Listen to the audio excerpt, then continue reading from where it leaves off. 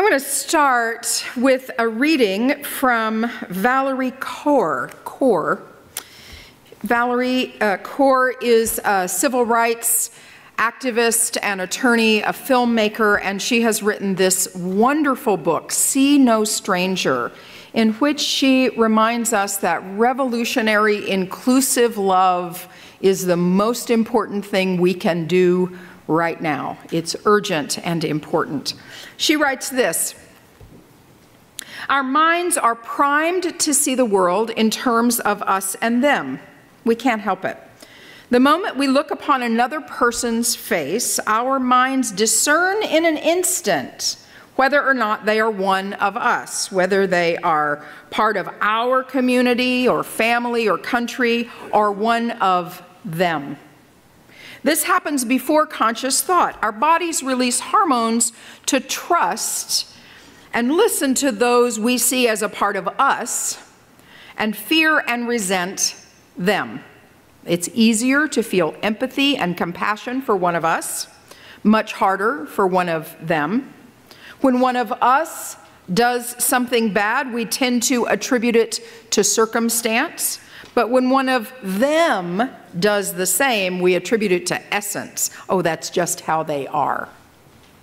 We think of us as complicated and multidimensional. We tend to think of them as simple and one-dimensional. You know what I'm talking about. I do this too.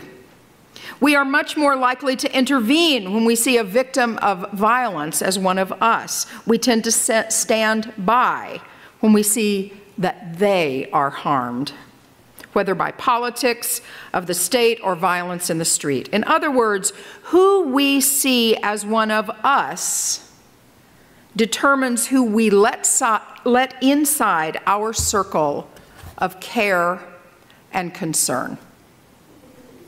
Close quote.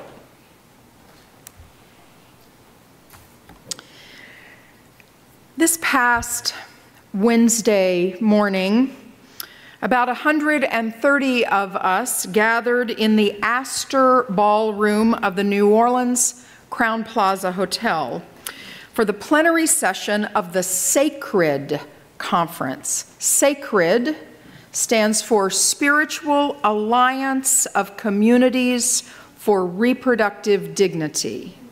Spiritual Alliance of Communities for Reproductive Dignity. Thank you. It was a group of a lot of red state folks, some blue state folks, but all people of faith who were coming together with the goal of rewriting the narrative and changing the culture. The opening worship was the day before, and it had included prayers and welcome from the Afro-Cuban spiritual tradition of Lakumi, from Christian, Hindu, Jewish, Muslim, and Unitarian Universalist speakers. This day, on Wednesday, the schedule said that we would get into the content, the framing of the gathering. But as sometimes happens at conferences, we needed to pivot to make space for what was happening in the moment.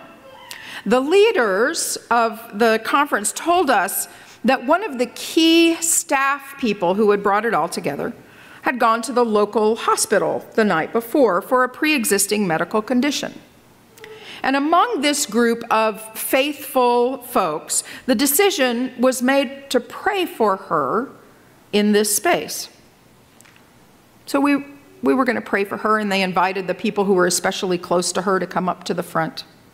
What I expected to be a short prayer for one person ended up taking the entire hour and became a corporate prayer for the whole world, the entire planet, and all of her inhabitants. It was shocking and surreal and uncomfortable. And for me, it was so healing, and I cannot quit thinking about it. It was a plenary hour of prayer. A black womanist Baptist preacher, the Reverend Aya Esty Nina Dillard, led a prayer of lament and petition and confession, of demand, of beloved relationship with the God of her understanding. And she invited the prayers of the people. Each of us was invited to lift up into our communal space our laments and our longings. And we heard prayers for peace in Gaza, for the release of the Israeli hostages, for peace in Ukraine and Sudan and the Congo, for trans kids, for all children and adolescents, for mothers and all parents who are struggling, for teachers, for immigrants, for those who are unhoused, for those who are incarcerated, for all of us who are marginalized in any way, for those needing full spectrum reproductive health care who cannot get it. Of course, it took a good hour for all these prayers to fully open our hearts, to let down our guard, to loosen, to move from intellect to emotion without losing myself. For me to learn to be fluent in the language of spirit, and to know that I can be both a humanist and present with theologies that are not my own and not be threatened by them. We sang, as these prayers were going on, a song from Progressive Judaism. Loosen, loosen, baby. You don't have to carry the weight of the world in your muscles and bones. Let go, let go, let go. It would have been one thing for the humanists in the room to be anthropological observers of a ritual prayer, holding ourselves outside the practice of faith. It was another thing to participate, know that someone else's belief and practice of prayer may have meaning for us too. As we continue this month's theme of the gifts of pluralism, I'm reminded of the old Unitarian Universalist bumper sticker. Each of us has a piece of the truth. So I wonder, what does pluralism mean for us as humanists? Many of us come-outers from more traditional religions. Are we willing to find truth represented in other faith communities, or do we just nurse an anger and disgust directed at those believers? What does it mean to cultivate more us and less them? First, let me offer some definitions. There are two ways to think about pluralism. We live in a pluralistic society where multiple groups with unique ideologies and values work collaboratively to influence government policies and are active in the governing process. You might think of it as lobbying. Many of you have been to the Capitol and lobbied for one thing or another. You pay your dues to whatever organization you hope goes to lobby at the Capitol for your cause. Groups in a pluralistic society can be determined by culture, religion, common ideologies and values. Our national motto, E pluribus unum, out of many, one, speaks to this kind of societal pluralism. The other, religious pluralism, is a state of being where every individual in a religiously diverse society has the rights, freedoms, and safety to worship or not according to their conscience.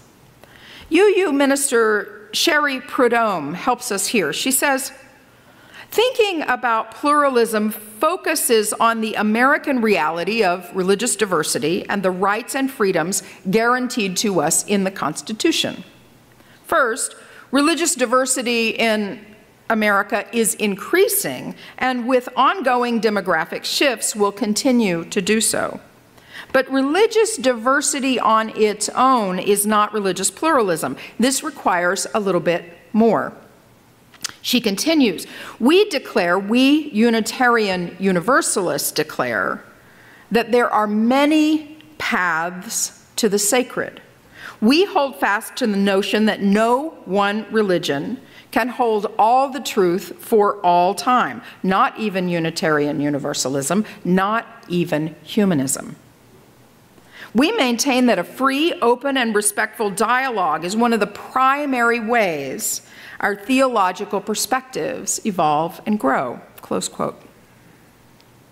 At Harvard, they have the Pluralism Project.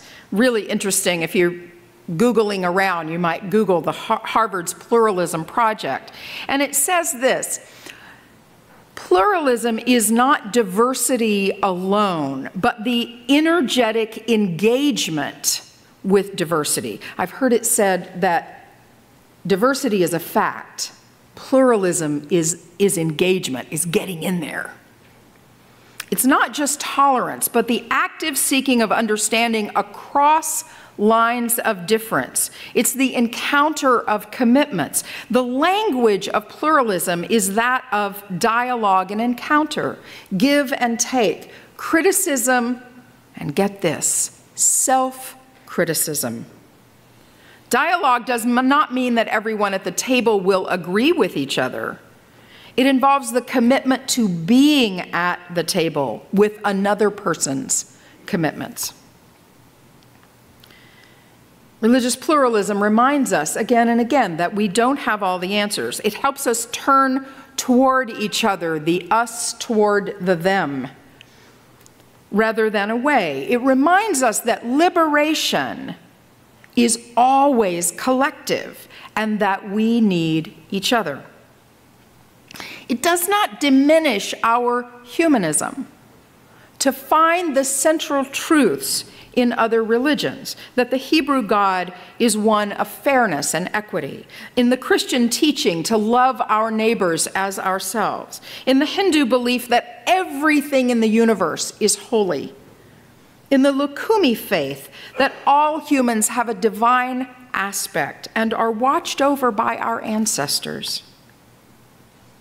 To be present and engaged with the animating and life-giving beliefs of others is heart-opening. I got to tell you, that day in the conference, it was almost a physical effort, a spiritual practice to keep from rolling my eyes and checking my watch and keep my heart open for what there might be there for me. Psychologist Mick Cooper says, pluralism is not easy. It's a constant willingness to self-challenge and look at where we might be wrong or limited. It requires a capacity to detach ourselves from our agendas and our beliefs and our commitments and to recognize that there might be other ways. And it requires that we recognize we can never wholly achieve that. We had an agenda. There was information to be learned. I kept thinking, well, what are they going to do? Are they just going to push it back an hour? What does that mean for lunch? It was good to not be in charge. But what was needed in that hour of prayer, holy, holy hour of prayer, was just to be present and let the rest of it go. We did get the rest of the information. We got it. It was wonderful. And there was no altar call, you know, nobody called us to repent or anything like that. It was really good. I want to share a quick story from when I arrived at FUS 9 years ago. One Sunday, an elder member of this congregation saw a child alone in a religious education classroom, kneeling, doing whatever she was doing. The elder said to her, "I hope you're not praying." I'm sure that person thought it was funny. I'm sure they thought they were trying to make a connection or a joke or something, but it wasn't funny, and your reaction tells me you hear it as not funny. He was policing her. He was policing her theology. He was policing her body position. And there was a piece of shame in there. Where's that family now? Not here. Any of us can make a mistake. We do not do this perfectly. But being part of a community means recognizing that we, in fact, are not as homogeneous as we think we are. Some of you have told me, I would join this place, but it's just too rigid in its humanism. I want space for me to explore what it means. We're allowed to be who we are. It's fine. We are proud of our humanism here. And I hope that what we can also be is soft and welcoming and wondering whether or not every answer we have is the right one.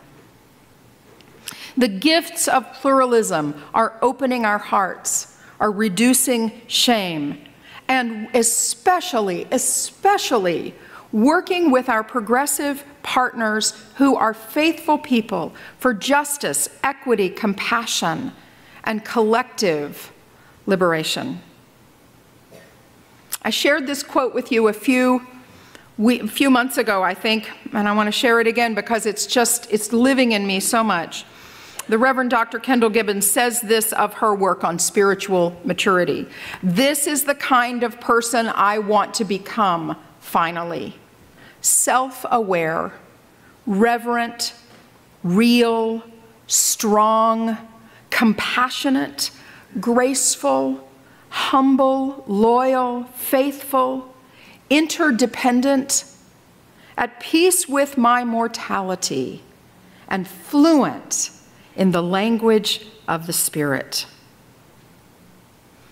This is individual and collective work, worthy of us as humanists, and worthy of creating more us and less them.